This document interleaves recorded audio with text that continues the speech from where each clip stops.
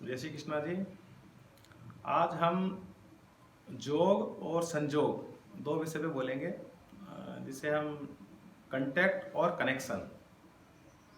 इसका एक उदाहरण स्वामी विवेकानंद जी जब शिकागो गए थे, तब वहाँ पे विश्व धर्म की सभा शिकागो में एक अंग्रेज विवेकानंद जी का मजाक उड़ाते थे।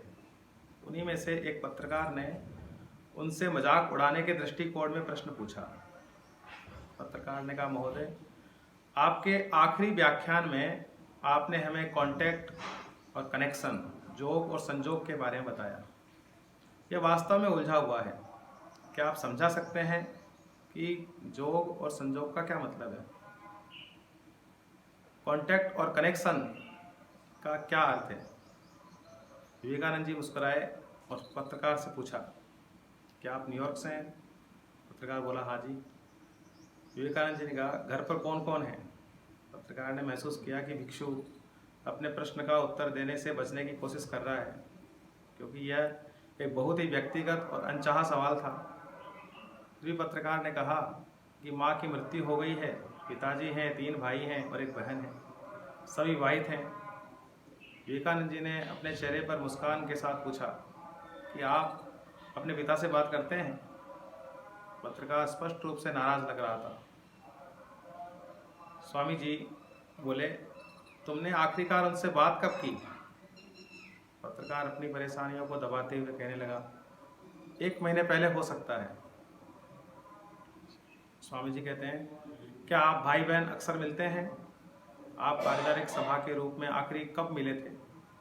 इस बिंदु पर पत्रकार के माथे पर पसीना दिखाई दिया। अब स्वामी जी पत्रकार का साक्षात्कार कर रहे थे। एक शोक के साथ पत्रकार ने कहा कि हम 2 साल पहले क्रिसमस में मिले थे। स्वामी जी कहते हैं, आप सभी कितने दिन एक साथ रहते हैं? पत्रकार अपना पसीना पोंछते हुए कहा, 3 दिन। स्वामी जी बोले, आप अपने पिता के साथ कितने समय बिताया? उनकी बगल में कितनी देर तक बैठे? पत्रकार परेशान और शर्मिंदा दिख रहा था और एक पेपर पर कुछ लिखना शुरू कर दिया। स्वामी जी, क्या आपने उनके साथ नाश्ता, दोपहर का भोजन, रात का खाना खाया था? क्या तुमने पूछा कि वह कैसा था? क्या तुमने पूछा कि उनकी माँ की मृत्यु के बाद उनके दिन कैसे गुजरे? आंसू की बूंदें पत्रकार की आंखों से बहने लगी।